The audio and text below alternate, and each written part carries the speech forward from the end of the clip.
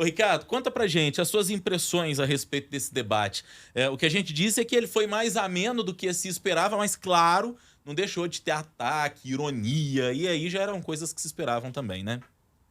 Exatamente, foi um debate mais tranquilo que o anterior, assim, menos selvagem, vamos dizer assim, né? Ainda que, como você disse, tenha havido ataques mais diretos, ironias, em alguns momentos ali parecia que o tema ia esquentar um pouco mais, mas em relação ao que se viu no primeiro turno, sobretudo naquele debate da Globo, acho que foi bem tranquilo. Basta ver que apenas um direito de resposta foi concedido, né, na reta final do debate, embora outros tenham sido pedidos.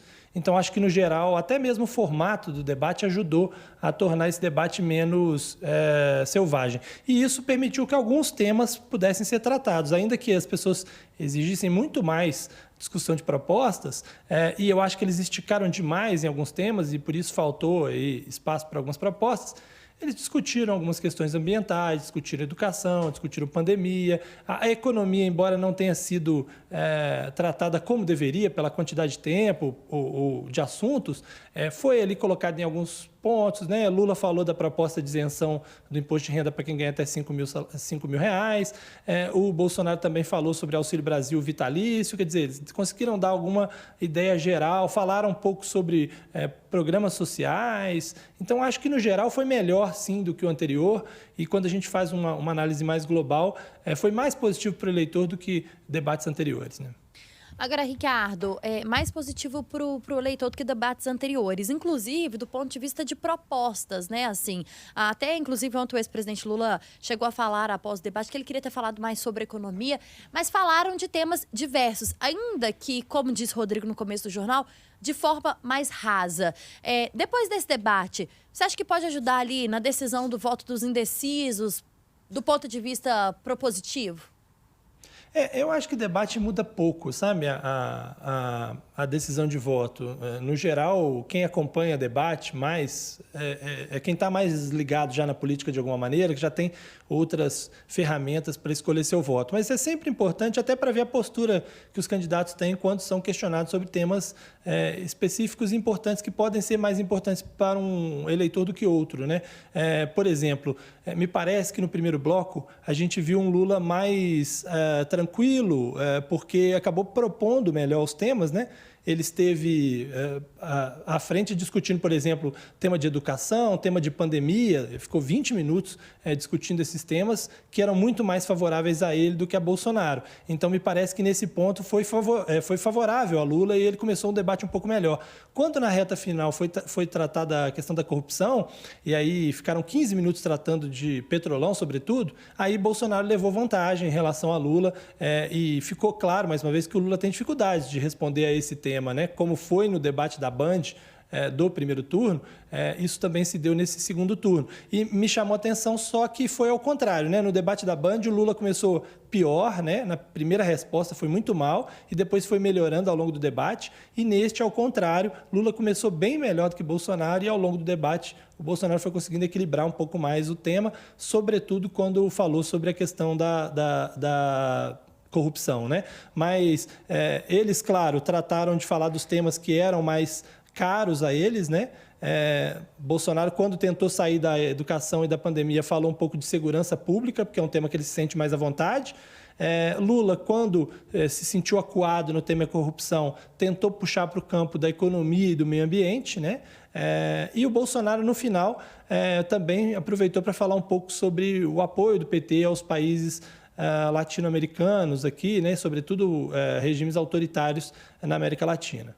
Todo mundo gosta, Ricardo, de falar assim: ah, eu ganhei o debate. Todo mundo que eu digo é aqueles que estão disputando as campanhas, né? De colocar essa narrativa. O outro fala, não, quem ganhou fui eu e tal. Mas no papel de analista, às vezes é difícil. Eu estava até vendo um post seu ontem sobre isso, já no fim da noite, no Twitter, e me chamou a atenção. Mas é possível apontar se houve algum vencedor nesse debate de ontem, até diante desse quadro que você está trazendo para a gente, dessa divisão de assuntos por blocos, do assunto que é mais confortável que para um ou mais confortável para outro? Eu acho que, no geral, foi melhor para Lula do que para Bolsonaro, simplesmente pelo fato de que é Bolsonaro quem precisa virar o jogo, né? Bolsonaro é quem tem que tirar votos, né? Ele teve 6 milhões de votos a menos no primeiro turno e ele que precisa virar o jogo. Então, sim, olhando desse ponto de vista, ainda é como se Lula jogasse pelo empate, né? Vamos dizer assim. E acho que, como ele foi melhor na primeira parte, que normalmente é mais assistido, isso também é um ponto positivo. E Bolsonaro deu uma escorregada num tema que foi sobre a questão da presença de Lula lá no Complexo do Alemão, né? Pegou muito mal aquilo, principalmente na periferia do Rio. Isso deve pegar muito mal, além dos morros cariocas, porque ele dizia que o Lula estava rodeado só de traficantes lá. Depois, mais para frente, ele tentou corrigir, mas talvez tenha sido um pouco tarde para essa correção. Então, assim, quando a gente faz uma análise geral, eu acho que o Lula foi um pouquinho melhor na estratégia dele, no objetivo dele. Mas ele começou tão melhor o debate e, ao longo do tempo, ele foi se perdendo em oportunidades, que no final ficou muito parecido, né? Acho que o Bolsonaro poderia até ter se dado melhor se na reta final, quando ele aproveitou melhor o tempo, né, gerenciou melhor o tempo, e ele teve quase 5 minutos para falar sozinho, ele tivesse focado mais em suas propostas, em ataques mais específicos e diretos a Lula, né? Quando ele começa a falar dos países latino-americanos, ele começa a gastar muito tempo com isso, e isso fala muito para a bolha bolsonarista, mas não fala para o eleitor médio. Então, acho que ele perdeu essa oportunidade e ainda deu o direito de Lula fazer um direito de resposta, quer dizer, poderia ter sido bem pior para Lula esse terceiro bloco do que foi de fato, mas foi bem parecido. E eu costumo dizer, e até falei sobre isso ontem, que debate não é só o debate em si, mas a repercussão e como se usa essa repercussão. Então é difícil você dizer quem ganhou o debate antes de você medir como cada um vai aproveitar aquela quantidade de produtos, né, que são fornecidos pelo debate nas redes sociais, no programa eleitoral, né? A repercussão conta muito, faz muita diferença também para se definir quem ganhou ou perdeu um debate, né? Em tempos de redes sociais, os recortes que são usados para as redes fazem muita diferença. Mas eu queria, Ricardo, detalhar um pouquinho, destacar um pouco justamente esse momento mais para o fim do debate, em que Lula claramente se organizou mal em torno do tempo. Isso me chamou muita atenção, porque nós estamos falando de alguém que é muito experiente nos debates, né? E o Lula sempre foi considerado um candidato bom de debate, aquilo que a gente não está vendo, talvez, na mesma forma que ele teve em eleições anteriores, para quem acompanhou o Lula, inclusive de 89 e o Lula de 2002, de 2006, que são eleições que na nossa memória estão um pouco mais vivas também, mas ele se organizou mal com essa coisa do tempo, porque é um banco de minutos, né, como a Band convencionou de chamar, cada candidato com 15 minutos para poder utilizar dentro de um tempo que fica mais livre entre réplicas, tréplicas e etc., para que o embate fosse direto e fosse maior. E sobraram esses 5 minutos para que o presidente Bolsonaro pudesse fazer, algumas pessoas até brincaram com isso, é quase que uma live em horário nobre da TV e em rede nacional.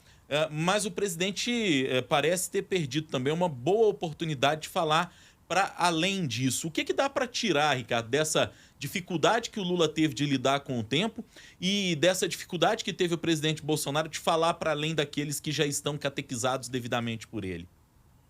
O que eu acho que aconteceu foi que o Lula não queria deixar o Bolsonaro completar um raciocínio sem ser interrompido, sem ser questionado. Ele não queria deixar nada sem resposta. Então, a cada vez que o Bolsonaro dava uma pausa na fala, o Lula começava a falar, né, e aí começava a contar o seu tempo.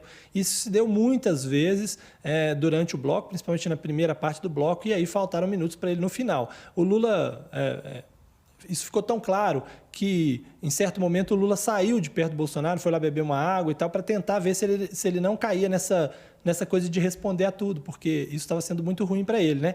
E aí isso favoreceu o Bolsonaro, porque o Bolsonaro começou a falar do tema religioso, por exemplo, que é um tema que Lula tinha algum arsenal para usar, né? Aquela questão lá de Aparecida e tal, e ele não utilizou, porque ele tinha pouquíssimo tempo e ele precisou usar esse tempo para rebater outras coisas. E aí foi vantajoso para Bolsonaro.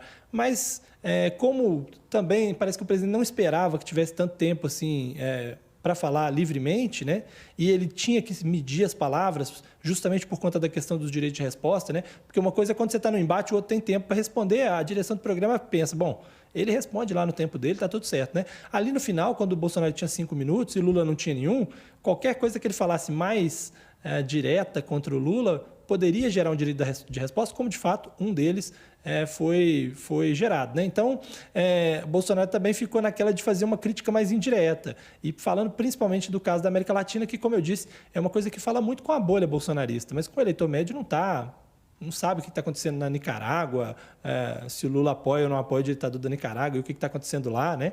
É um fato que algumas coisas na América Latina são apoiadas pelos partidos de esquerda brasileiras e que geram, sim, uma contradição, né? Mas, para a maior parte das pessoas, é difícil interpretar, entender isso. Então, acho que por isso que Bolsonaro não aproveitou suficientemente, né?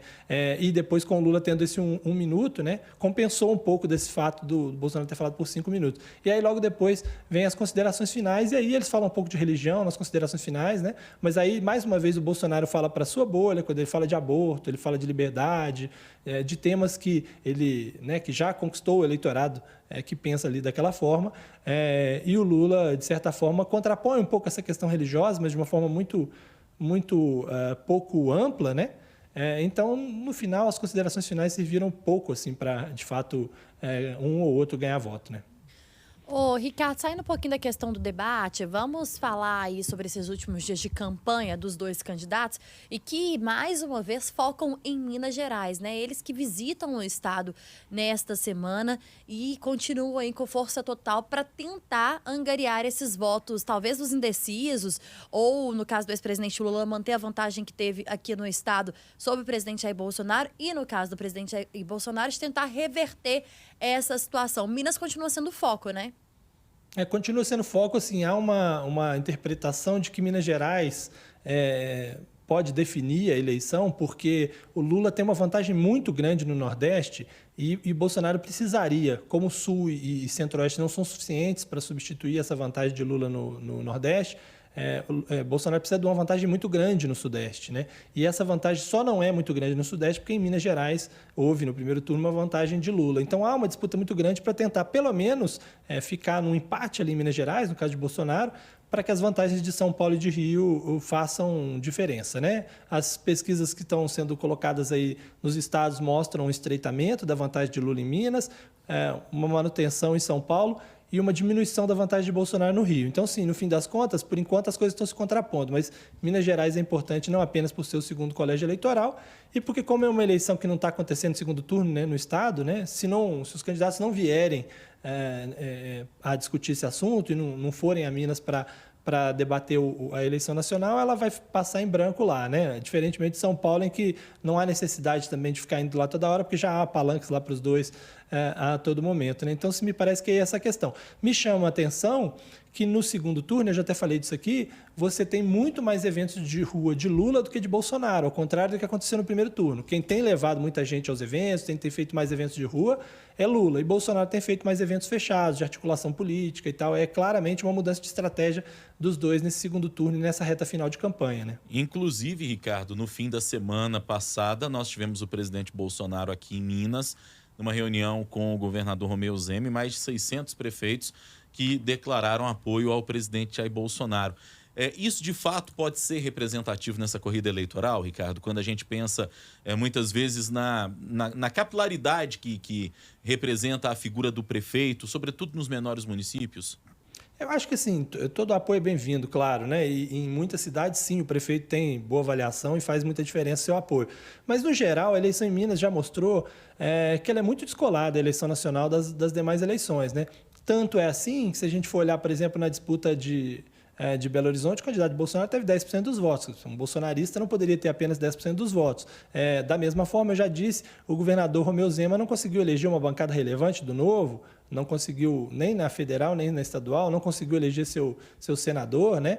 Os prefeitos estavam, em sua maioria, na eleição ao Senado, grande parte deles ligados ao Alexandre Silveira, e ele não ganhou a eleição para o Senado. Então, assim, é relativo esse apoio. Claro que todo apoio é bem-vindo, principalmente quando você precisa diminuir uma vantagem que não é tão grande assim, né? Porque Lula também não tem uma vantagem tão grande assim em Minas Gerais, mas não é isso que define a eleição, né? É mais um componente, né? Mais uma coisa que ajuda a definir, mas o eleitor não vota de acordo com o que disse o prefeito da cidade, né?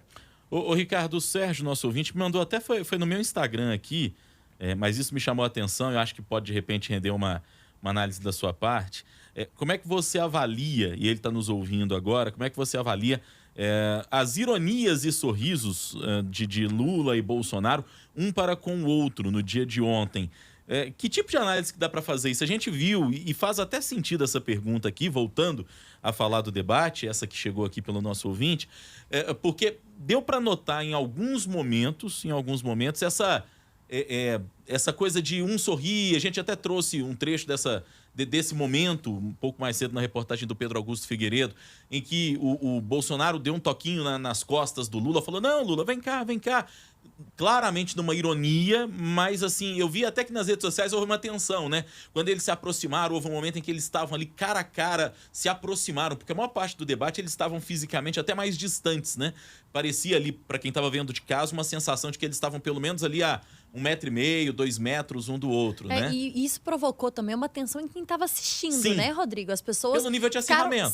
ficaram preocupadas o que poderia acontecer ali quando encostasse no outro. E aí, logo em seguida, eles foram se aproximando. Houve um momento em que os dois estavam cara a cara. Lembro de um momento em que os cinegrafistas lá pegaram um corte exatamente de um de frente para o outro, né? E houve esse momento de ironia, sorrisos, o toquinho, não, vem cá, Lula e tal.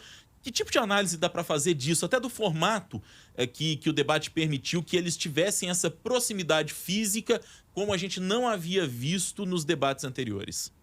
Eu acho até o formato interessante, né? Dá uma ideia de diálogo efetivo e de que as pessoas não precisam estar cercadas, cada um do seu lado e tal. Eu acho interessante. Muitas vezes essas risadas, esses sorrisos, né? Essas ironias são feitas para mostrar para quem está assistindo que a pessoa está tranquila, né? Assim, olha, eu estou aqui tão tranquilo que eu estou aqui rindo e tal. Ele está falando, eu estou achando graça, não estou ficando nervoso. Ou seja, eu sei lidar com essa diferença.